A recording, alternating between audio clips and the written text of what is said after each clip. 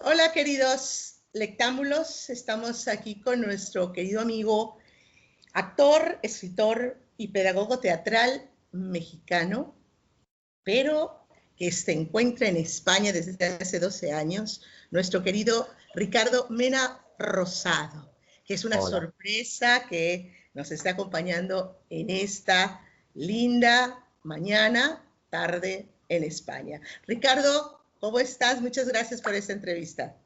hola Verónica y hola a toda la audiencia. Gracias a ustedes, sobre todo a ti, por esta iniciativa. Estoy muy contento, muy entusiasmado por hacer esto, feliz de retomar contacto después de tantos años y pues contento aquí abierto a lo que me quieras preguntar. ¿Por qué estamos entrevistando a Ricardo? ¿Por qué le damos este espacio tan feliz en esta revista Lectámbulos, que ustedes saben que siempre tenemos pues algunas sorpresas para ustedes?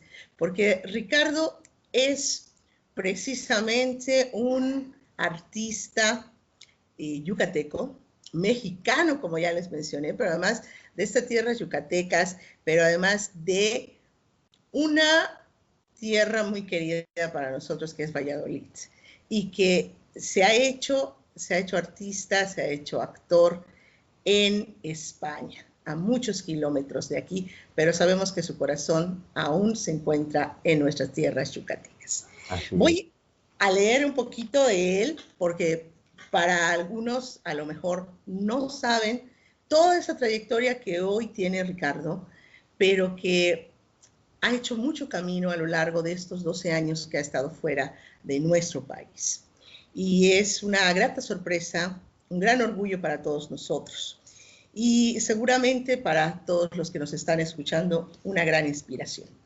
Él es licenciado en arte dramático con especialidad en interpretación textual por la Escuela Superior de Arte Dramático en Sevilla, España, y licenciado en educación secundaria con especialidad en inglés por la Escuela Normal Superior de Yucatán. Profundiza su práctica escénica como ayudante en dirección con Antonio Estrada, Gregor Acuña y Alfonso Zurro. Investiga sobre dramaturgias contemporáneas con Alberto Cortés y Antonio Rinconcano. Forma parte del ciclo educacional Theater con Puebla Lunaris, y se forma como actor de la Cámara con Alberto Rodríguez y Jaime Chávarri. Su carrera como actor de cine y televisión comienza con las producciones de Different Entertainment bajo la dirección de David Sainz, en Malviviendo, Flaman Entertainment y el largometraje Obra 67. También actúa en las películas Paradise Hills, Elsnens, Salvage, y bueno, ahí si me corriges cualquier error que tenga de pronunciación, por favor, La Flor de Lis, Síndrome de Ti, y las series Silent Winds de la BBC, Ella es tu padre, además de algunas campañas publicitarias en las que ha participado, entre las que destaca A Z de Amazon, y también, bueno, ha sido actor de teatro, por supuesto, en diferentes festivales, como en la Festival Temporada Alta y Festival Terraza Noves Tendence, el Festival del Colin Torinesi En y Torino. Sí. Festival Torino, y Festival Grec, Unifestival Emergentes 2018, Encuentros Emergentes 2016 y 2015 y 2014. Y bueno, también ha incursionado como escritor de teatro y también como director de teatro. Bueno, entre las obras que él ha escrito se encuentran La planta bastarda, Macario, Muerto de hambre, Punto de nieve, El comportamiento de los tejidos y Acuyá, Más allá de aquí. Y bueno, también algo muy interesante, que ha recibido el premio UBU a Mejor Texto Dramático 2011 de la ESA de Sevilla, con Además de aquellas. Es una de las obras que dirigió y escribió. ¿Es correcto, Eh, Ricardo? el título de esa obra, es que no sé si en la web está correcto, lo tengo que revisar. Es Los bastardos de Matria Llorona, es por el que recibí ese premio. Puede ser que Tam- esté, Ujú. no sé si a lo mejor está por cuestión de texto, esté mal colocado, pero bueno, te corrijo eso. Sí, por favor.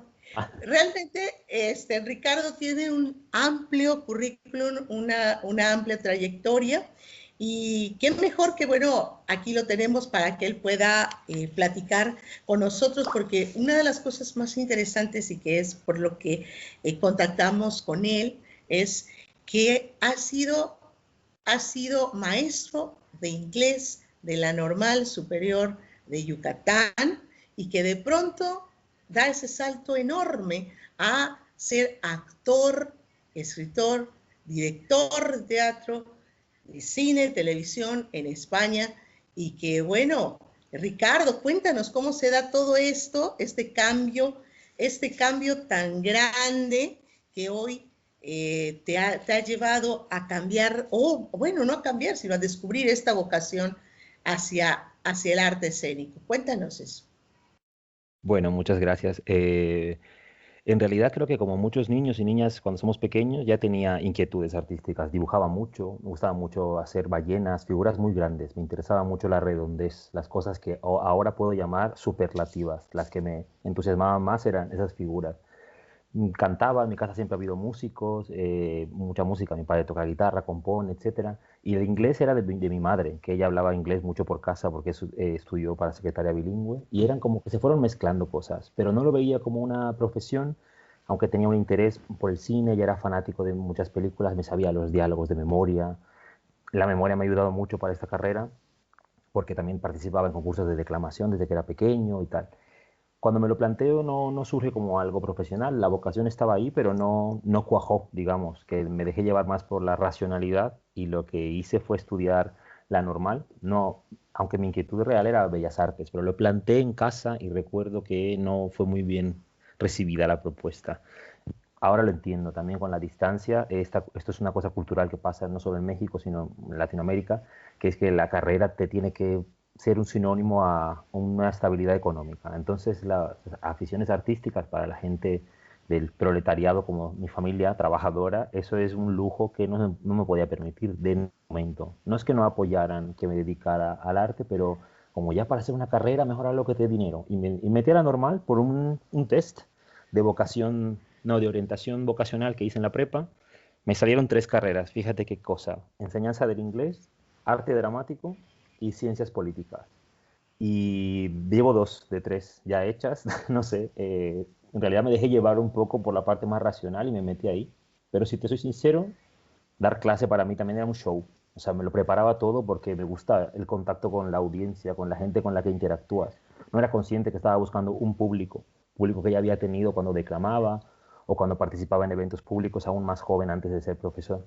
Y al final lo que hice fue ir mezclando un poco en los trabajos incluso de la normal, hacía vídeos y cosas que tenían que ver con el cine y al final, pues mira, las cosas me llevaron hasta aquí. Hasta ahí, España. Así. ¿Por qué España, Ricardo? ¿Por qué España? Pues mira, España siempre me eligió a mí. Pues suena cursi, pero en realidad es así. Fue un evento fortuito en el año 2000 por ser ciudad homónima con la ciudad de Valladolid, de aquí de España. A mí, Valladolid, Yucatán, le tocó ser parte de una convocatoria que lanzó la Junta de Castilla y León en el año 2000, al que dirigió el maestro Pánfilo Novelo Martín, y se trataba de participar, escoger a 10 jóvenes de Valladolid que vinieran en el año 2000 a conocer Valladolid, España, y luego los 10 de Valladolid, España, viniesen a Valladolid.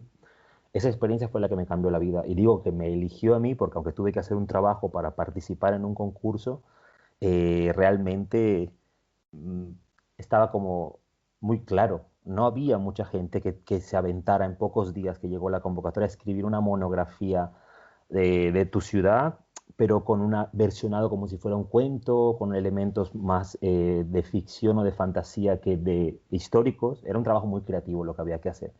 Y yo sentía era un regalo, que me habían dicho, haz esto para ir aquí, pero que ya estaba elegido. Y así fue.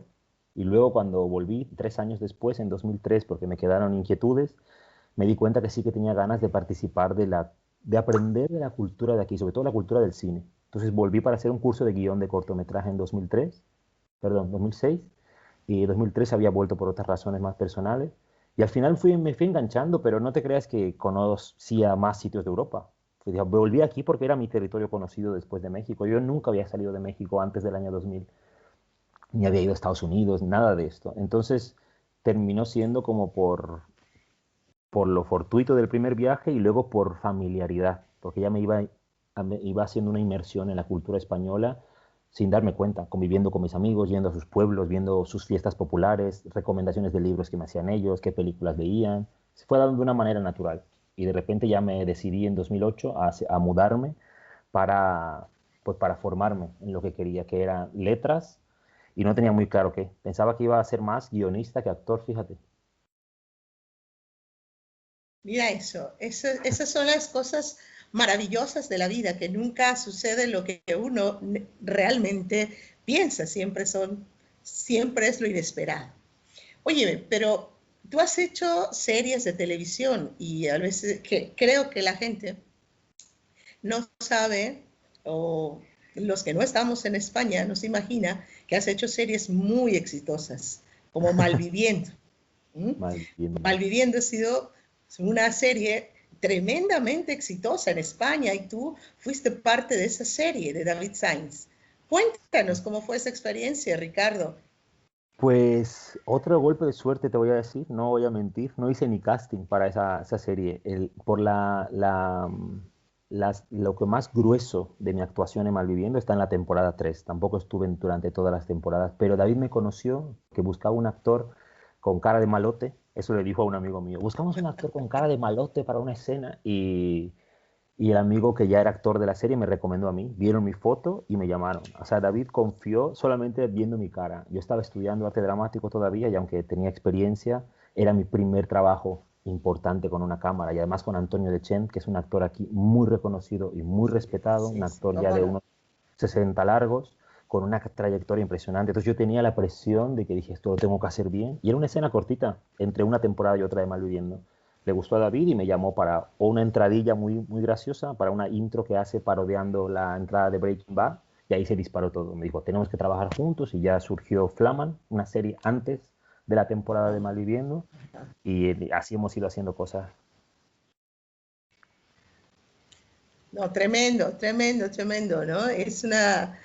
Han sido series muy interesantes. Y otra cosa que me llama la atención de toda tu trayectoria es Porn is On. Porn Pornición. is On. Sí, que escribiste junto con Marina Rodríguez y que también actuaste. Háblame de eso. Wow, Pornison es una experiencia que todavía estoy digiriendo. Eh, Acaba de aclarar que esta es una obra medio documental, digamos. Aquí lo que se conoce, por lo menos en Europa, como teatro documental, tiene mucho que ver con el texto en formato blog, como si fuera un diario, y no tiene una estructura de conflicto dramático, como yo que sé, una escena lorquiana o una escena de Shakespeare, sino que más bien hay una exposición de un hecho a través de la palabra y normalmente es lo que te digo, un formato blog, como si coges una hoja de tu diario y te pones a leerla, ¿no? No se lee, obviamente, se interpreta, pero lo interesante de esta obra fue el argumento, lo que Marina quería demostrar, ya que es la directora, más que demostrar era poner en el foco público cómo el consumo de pornografía mainstream se entiende en inglés como algo que es de dominio público, de consumo de masas, porque es gratuito, en este caso, como la pornografía que se puede acceder a través de los tubes, diferentes canales que la distribuyen, y cómo este consumo nada hablado y nada discutido puede influir nuestro comportamiento como sociedad, es de nuestra educación sexual o nuestra falta de educación sexual, hasta como por ejemplo en el caso de la mujer, cómo se ha edificado la sexualidad femenina sin la participación de la mujer. Prácticamente han sido, hablando pronto, ¿no? 4 hombres blancos capitalistas que han dicho, esto es lo que vamos a vender como la sexualidad de la mujer, lo que aparece en estos vídeos porno. Le preocupaba mucho a eso ella como mujer y como artista, y nos lo planteó. Entonces se escribió la obra a base de relatos nuestros ficcionados o podían ser de tu vida, pero si no eres consumidor de porno, poco puedes aportar. Entonces empezamos a hacer entrevistas a consumidores, a porn stars, o sea, gente que hace pornografía, y queríamos entender cómo se estructuraba la semiótica, el significado, por qué era común ver a la mujer humillada, como el hombre siempre dominando, por qué era común la violencia, por qué había este culto a la violencia, si realmente a la gente eso le excitaba. Era una obra muy interesante porque para construirla tuve que hacer varios viajes en Berlín, Barcelona, sobre todo Berlín, que es donde reside Marina, y ahí hablábamos con gente que se dedica a esta industria y nos contaban todo, desde cómo se hace una película, cómo se finge un orgasmo y cuántas veces tienes que tener un coito en un día. Entonces era alucinante. La obra se volvió un gran reto, porque con tanta información, más todo lo que leímos para documentarnos, no sabías qué elegir para contar. Mi trabajo Claro. prácticamente a nivel dramatúrgico, más bien aquí se le llama dramaturgista. El dramaturgo es el que escribe la obra y el dramaturgista hace las adaptaciones contextuales o lo que sea. Y yo el acompañamiento que le hice a Marina fue elegir, fue más bien un diseño, un trabajo de equilibrio, dónde iría cada texto, cuál se adaptaba mejor a cada momento de la escena y luego actuarla, que actuar con un tanga tampoco es tan sencillo, Claro. pero Todo un reto. un reto muy interesante. Hay que hablar de pornografía, sobre todo en casa y en las escuelas, Sí, no para inducir al consumo, sino para cuestionarnos qué es lo que estamos consumiendo. por supuesto. ¿Qué ha sido para ti en toda esta experiencia, Ricardo, el trabajo del cine, la televisión, el teatro? eh, ¿Cuál ha sido para ti la más placentera, artísticamente hablando?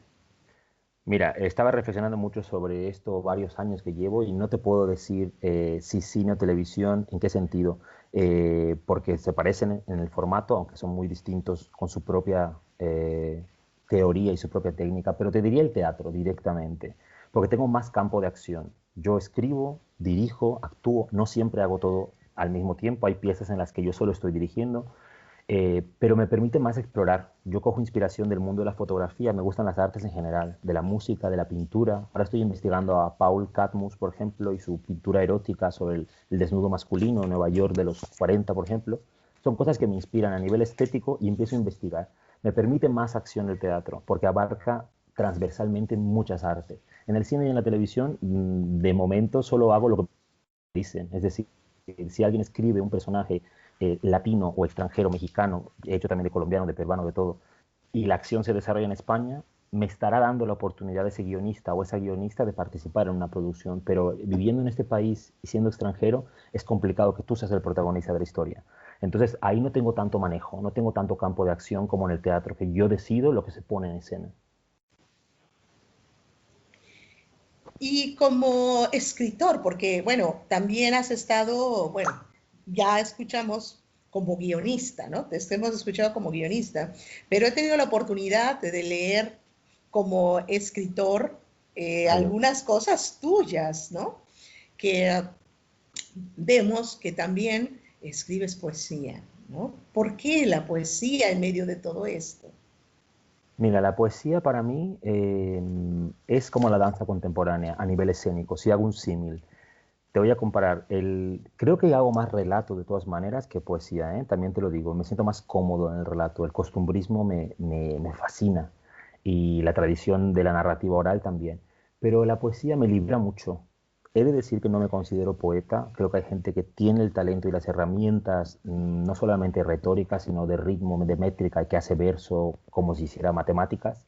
Yo no las tengo, pero la poesía me libera porque, como te decía, la danza contemporánea para mí, que no soy bailarín, aunque hago clases por gusto, voy a clase por gusto, no la leo técnicamente cuando voy a un espectáculo de danza, es sensorial, me dejo impregnar por lo que veo, los saltos que hacen los bailarines me parecen magia, me parecen acrobacias que no cualquiera puede hacer. Es un poco lo que me produce la poesía, son experiencias sensoriales. Y para mí la narrativa más costumbrista, que aunque la disfruto mucho, es más como el teatro textual, que el lector tiene que terminar, el lector en el caso del realismo mágico o el espectador de la obra costumbrista, aunque haya realismo mágico, tiene que tener las cosas claritas sobre lo que está pasando. Si no, no entiende, se siente incómodo, necesita digerir la obra. Pero si vas a ver danza, muchas veces no hay ni siquiera una estructura dialogada. es un poema visual, físico, que te salpica y te dejas impregnar. Y por eso a veces me da por la poesía. Pero me gustaría estar más loco de lo que realmente soy. Es decir, soy bastante luego estructurado. Me viene la idea mental, o sea, la imagen visual y digo, voy a partir de aquí. Y luego las figuras que aparezcan, metáforas o lenguaje, empieza a sopesar, ya hay más racionalidad en la composición del poema. Entonces, tampoco es un ejercicio abrupto de me viene una inspiración descontrolada. Al final siempre entra la cabecita. No, pero bueno, al final de cuentas, tu poesía está en todos lados, en tu actuación, está en la dirección y está en el mismo guión, ¿no? Al final de cuentas, la poesía es la manera de ver la vida después de todo, ¿no? ¿Cuál ha Totalmente. sido tu mayor reto o dificultad en toda esta trayectoria o en esta construcción de este sueño que estás persiguiendo, Ricardo? Pues mira, últimamente no quiero sonar místico, pero te voy a decir que es la mente, es mi mayor dificultad, mi propia mente. Creo que hemos sido educados para pensar y valorar muchísimo la inteligencia y el conocimiento, que yo obviamente no los demerito, pero me gusta, en este tipo de decisiones que yo he tenido que dejar mi país, dejar mi familia, que es lo que más quiero, de estar tan lejos y estar dispuesto a pasar por estos sacrificios personales y emocionales, tiene que ser una apuesta muy fuerte para conseguir lo que quieres. No, a mí nadie me pagó el viaje ni me lo regaló. O sea, yo me he ganado todo lo que Total. tengo a pulso. Entonces, ¿qué quiero decir con esto? Que llega un momento que a veces la mente, los miedos, las inseguridades por el futuro, la precariedad laboral que hay para el sector artístico en España ahora mismo, te empujan un poco a arrinconarte, a quizá decir, hostia, a lo mejor me equivoqué y debería haber tirado por mi carrera segura, voy a hacer este gesto que lo odio, pero para que me entiendan, entre comillas, ser profesor es seguro. Hoy creo que no es seguro nada, y menos con esta situación como la que tenemos, ¿no? Pero si controlas la mente y haces que deje de participar, porque no todo lo que pensamos es verdad, ni todo lo que se nos ocurre y las ideas que tenemos tienen por qué ser futuribles. Hay cosas que se nos ocurren que pensamos que nunca van a ocurrir y sufrimos por eso, nos genera angustia. Entonces, en mi caso, lo que me produce angustia y ansiedad es pensar. La mente me traiciona, de repente me hace que me cuestione estas decisiones. He tenido crisis, de repente decir, a lo mejor me vuelvo a México, pero cuando digo me vuelvo a México, estoy pensando en que vuelvo a refugiarme a casa de mis padres, que es de donde me fui con 17 años desde que fui a la ENSI. En realidad, volver a México, ¿qué es hoy en día? No tengo ni idea de México porque llevo 12 años fuera, no sé ni lo que está pasando, o sea, sé lo que está pasando a nivel mundial, pero no es un lugar, no es el lugar que yo dejé, no sé si me explico. Entonces la mente te juega esas triquiñuelas. Mientras tengas controlada la mente y le quites importancia, creo que se consiguen más cosas. Oye, y hablando de todas estas dificultades, Ricardo, de alguna forma has experimentado eh, discriminación en estos años que has pasado en España? Y te pregunto esto porque, porque hemos tenido noticias, ¿verdad?, de algunos hechos violentos en España. Y siendo tú latino, siendo tú mexicano, te pregunto, ¿tú has experimentado algunos actos de discriminación o has sentido tú algún menoscabo a tu identidad cultural durante estos años viviendo y laborando ahí en España? Pues mira, hay dos aspectos, se lo podría dividir en dos partes. La parte de ciudadano de a pie, común y corriente, digamos, de la Sí, vida claro. en España y como artista. Como ciudadano de la vida, afortunadamente no me ha tocado verlo. Hace poco estaba circulando un vídeo de una agresión a un latinoamericano. Yo no lo llegué a ver, me pone muy tenso ver eso, esa violencia en el metro. A mí no me ha tocado, una vez tocó presenciar una especie de, bueno, era una discusión, una mujer latinoamericana quería sentarse, ya estábamos en pandemia, el asiento en el metro estaba limitado, te recomendaban no sentarte junto a nadie, etcétera. Y un chico, bueno, un joven, no la dejó sentarse porque decía que por la distancia social, pero estaba claro que era por racismo, porque Sí. además la madre de este chico que estaba sentada a mi lado ya me había visto a mí mal cuando yo entré, pero yo no le presté importancia. Cuando lo vi, no lo presté importancia, no lo noté hacia mí. Cuando lo vi en la otra persona, lo noté enseguida y me cuestioné muchas cosas. Primero, si, fíjate, el paternalismo de uno, como si yo tuviera que Claro. defender a esa pobre mujer o el cuestionamiento que la mujer se defendió muy bien. No tuve que defenderla yo de nada. Yo me callé. De hecho, no pude decir nada. Estaba cuestionándome más lo que yo sentía como extranjero que si tenía que hacer algo o no. Ella le llamó al chico que era un ignorante, un racista, bueno, estaba claro, pero que yo no lo he vivido en mi piel. Y luego como artista, el racismo es institucional para los extranjeros aquí, lo digo abiertamente porque es así. Nadie te va a decir no te damos trabajo porque seas mexicano, pero ya están hechas las leyes y las instituciones para que el que es extranjero tenga su campo de acción en las ayudas o en la producción que está destinada como riqueza cultural extranjera, que es mínima comparada con el presupuesto estatal e institucional, que es el 90% del dinero público, digamos. Esto lo he aprendido con los años y es triste, pero es así. Yo, por ejemplo, si quiero, soy un artista independiente, si quiero ayuda del gobierno, soy el último de la fila. Entonces, no es que me tengan que decir, vete a tu país o no te queremos porque eres extranjero, es que ya está hecha así la ley. Entonces, luego tengo otros amigos que son gente que ha viajado mucho y tienes de todo tipo de gente que te dice, ay, conozco tu país, te ve como un monito exótico porque ha estado en la Ah, Riviera Maya, conozco claro, tu claro. te dice, pero solo estaba en la Riviera. Y tienes otros que conocen más lugares de Yucatán que yo, que hablan maya, que han estado en sitios que yo ni conozco y digo, esta gente sí que lo ve como una riqueza cultural. Entonces depende con quién te topes y en qué ámbito te muevas, hay de todo. Y Ricardo, dime tú, eh, después de todos estos años, ¿qué es lo que más extrañas de tu tierra, de Valladolid? Además de tu familia, por supuesto. Buah, mira, creo que la nostalgia que tengo es de algo que supongo que está ocurriendo, pero no me consta. Es decir, la transformación social que hay en México perdiendo, los aspectos de la identidad, el avance del feminismo, la cultura contemporánea. Me siento ajeno a todo lo que ocurre ahí, pero estoy feliz de que mis sobrinos, mis sobrinas, que son las generaciones que están creciendo ahora con 8, 10 años, 12, van a poder disfrutar de una apertura de mente y de una libertad de expresión más de la que yo disfruté, ¿no? Yo cuando voy a Valladolid tengo la impresión de que no ha pasado el tiempo, veo señoras mayores con su hipil por la calle, con el pelo blanco, que las veía hace 20 años, con menos canas, pero que son las mismas, parece que no se mueren nunca. Y me encanta eso porque es como, me es familiar. Pero luego pasan 2 días y cuando el gas imperial empieza con el perifoneo, ya no soporto el ruido y me quiero ir y acostumbrar a esto otra vez, necesito cierto estilo de vida que aquí he desarrollado, ¿no? Y luego hay otra parte que es la gentrificación, que yo no aguanto en Valladolid, que eso lo he vivido yo en Barcelona, lo estoy viviendo en Madrid, y es que el local, la persona local de Valladolid se crea que un gringo traiga dinero para aprovecharse de la geolocalización y que invierta un negocio, cree que es bueno. Tiene su parte buena. Hay turistas extranjeros que van con puro interés cultural a Valladolid, un interés puro, real, a hacer una inmersión en la vida.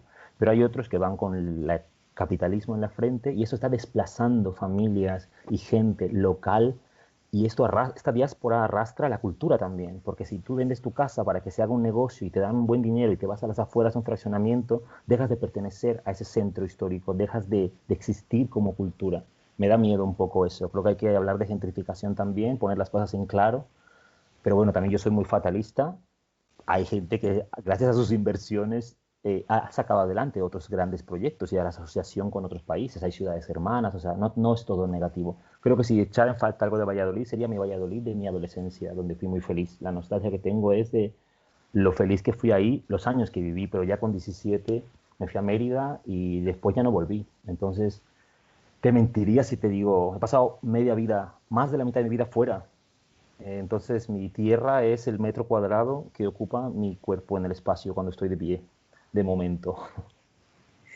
Hay problemas en ambos polos, hay problemas en ambos lados del bar, digamos, ¿no? O sea, y por lo que escucho de tu fatalismo, es, es algo muy personal tuyo, ¿no? Entonces, creo que vale la pena preguntarte, ¿cómo ves la pandemia? ¿Cómo ves la pandemia desde ese lado del océano? ¿Cómo Wow. ves, cómo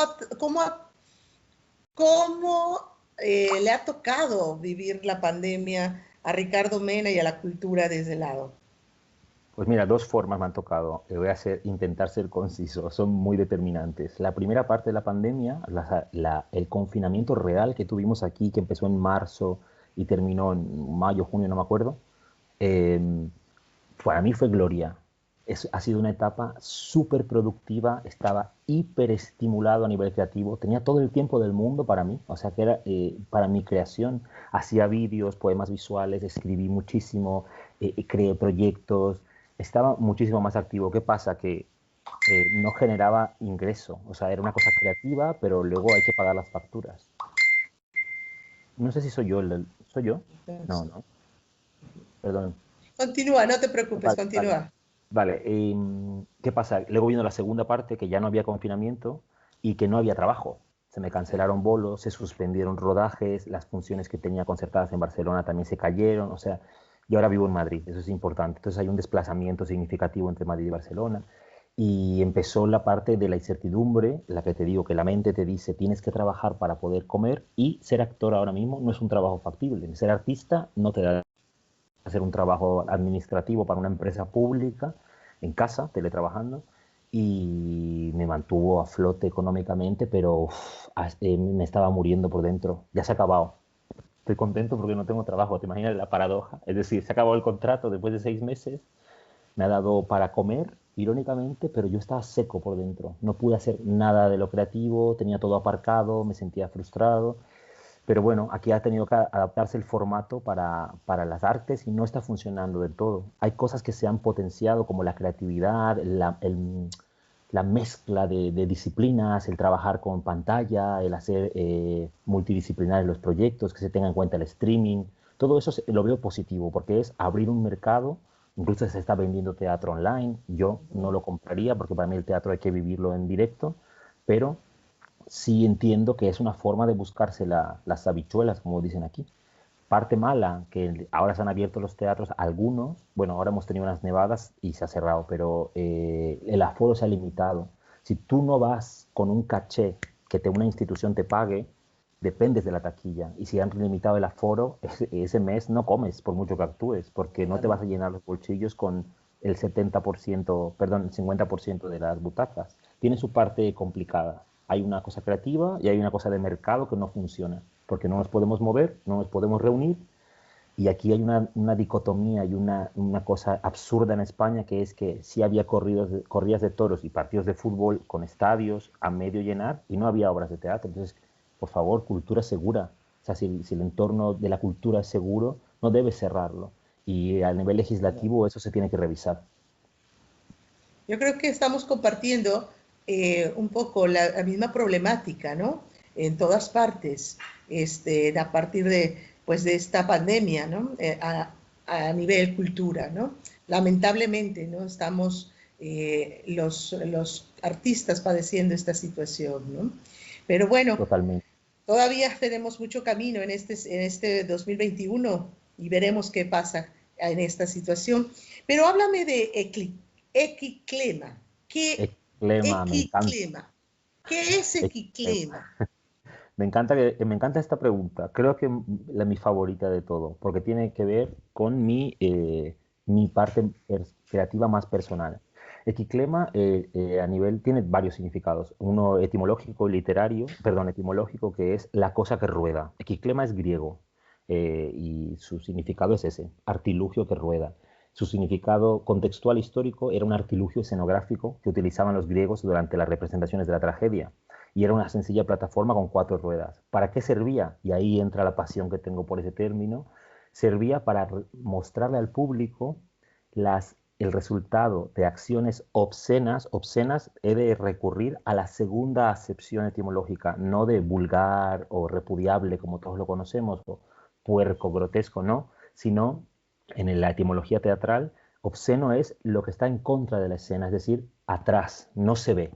El eciclema servía entonces para mostrar lo que ocurría y el público no veía. Por ejemplo, cuando Medea mata a sus hijos en la obra, el público no presenciaba el asesinato. Venía un mensajero que decía, oh, Medea ha matado a los niños. Tal. Y al final de la obra, o cuando Edipo se saca los ojos, cuando ahorcan a Antígona, todas estas cosas, digamos, sobre todo las muertes, no eran posibles representarlas.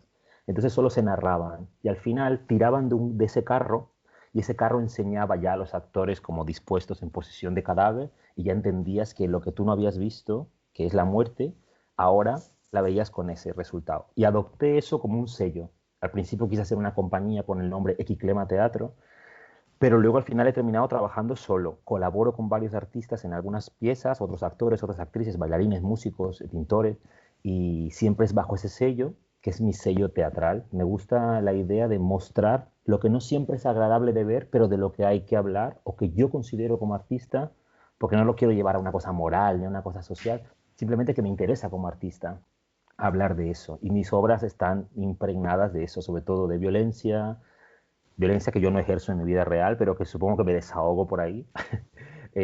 Hay mucha sangre. A mí lo que me sale es sangre cuando yo estoy escribiendo. Sangre no en el sentido de la matanza por matanza, sino hay mucho dolor, hay ¿cómo explicarte? Los personajes se devoran, se destrozan. Esto ya lo hacía en Strindberg con el naturalismo, pero a mí me fascinó el término y creé un sello y he creado mis obras a partir de ese sello. Yo tengo ya unas 7, 8 piezas, unas piezas cortas de representación de 20 minutos, otras piezas más largas, y pues surgió en 2011.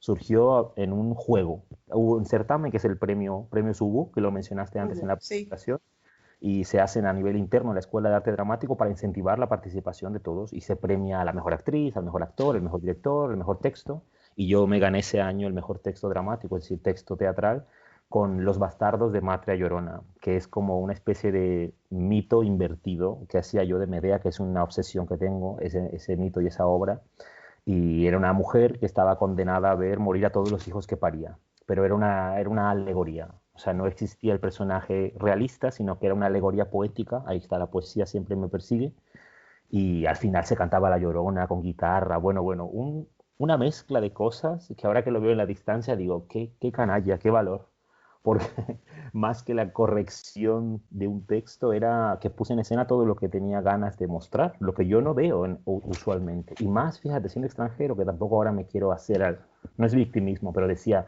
a mí que me importa como actor el siglo de oro español, pero ¿qué nos toca a nosotros como mexicanos eso? Lo que heredamos como cultura histórica, por supuesto, como lenguaje, como tal, porque también tenemos versos de Sor Juana, no tiene que ser todo Lope de Vega, pero que como actor contemporáneo decía, este tipo de lenguaje me queda muy lejos, necesito algo más actual. Entonces empecé a escribir yo, de ahí viene Quiclema.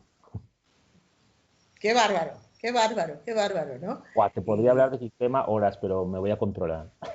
sí, sí, ya ya me di cuenta, no, pero qué bárbaro es, al final de cuentas, todo lo que significa Ricardo Mena, es todo lo que tienes, ¿no? Mira, mira, Definitivamente.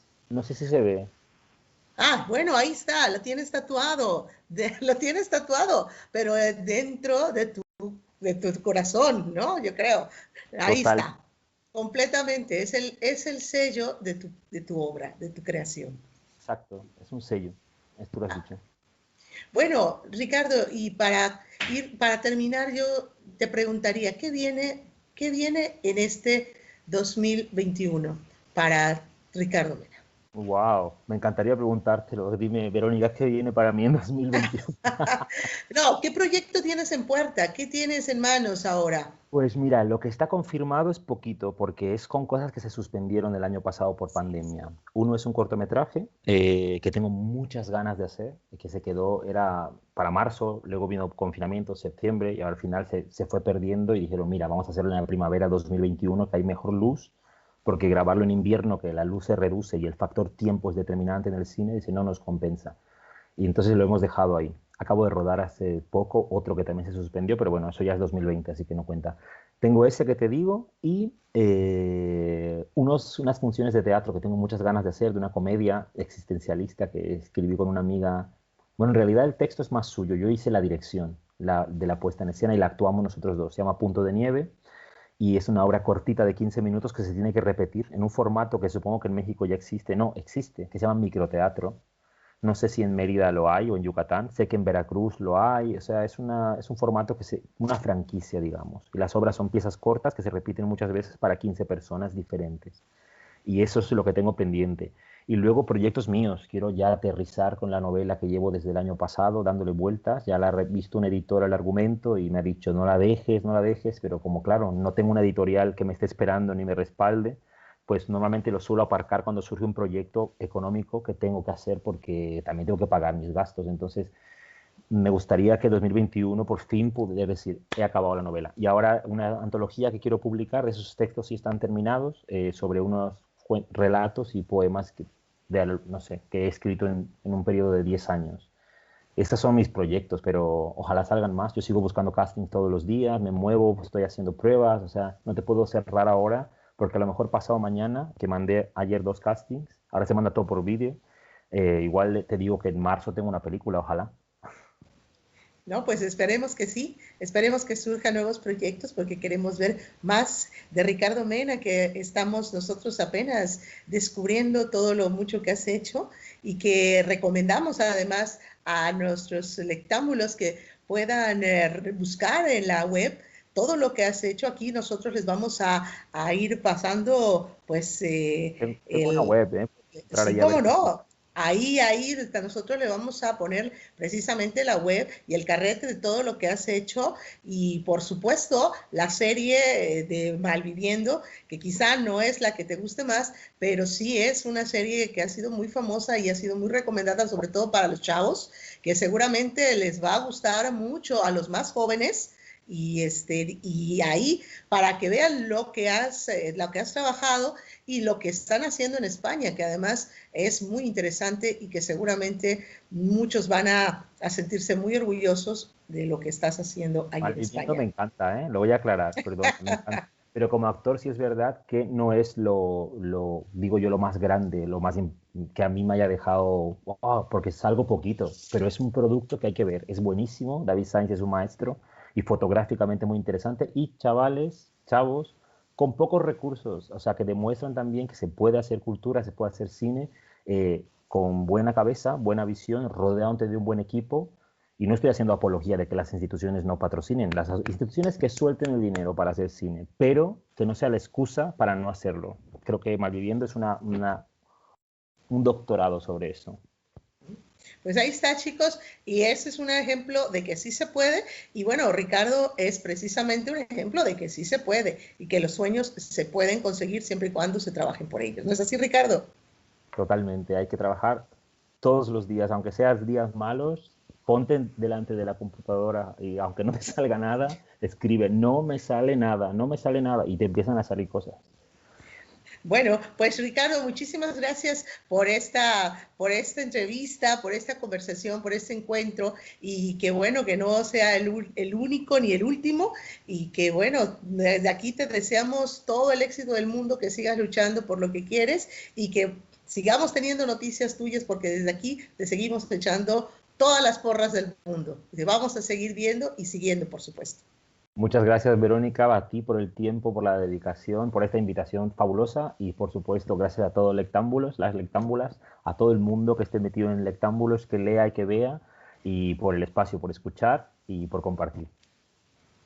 Muy bien, pues nos seguimos viendo y bueno, seguimos a Ricardo y seguimos leyéndonos por este espacio. Hasta la próxima.